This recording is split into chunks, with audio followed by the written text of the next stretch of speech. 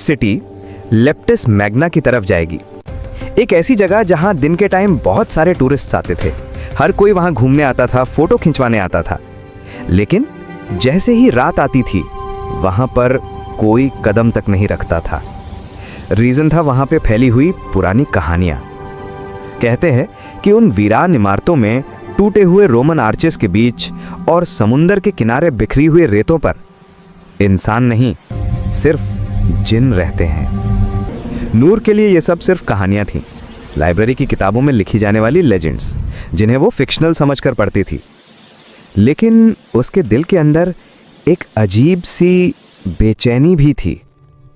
एक खुद से किया हुआ सवाल, क्या ये कहानियां सच है? क्या इंसान और जिन के रास्ते कभी टकराए भी हैं? क्या सच में जिन इंसान से मोहब्बत कर बैठते हैं, या फिर ये सब सिर्फ कहानियां होती हैं? और इसी क्यूरियोसिटी ने नूर को मजबूर कर दिया था वो स्टेप लेने के लिए। वो सोचती है कि चलो एक बार चल के देखा जाए। शाम ढलते ही जैसे ही आसमान का रंग नीले से काला होने लगा, नूर अपनी डायरी और टॉर्च लेके चल पड़ी। खुद से कहती है बस एक छोटी सी वॉक होगी, बस देखना है कि सच और अफसानों के बीच कितना फ़र्क है।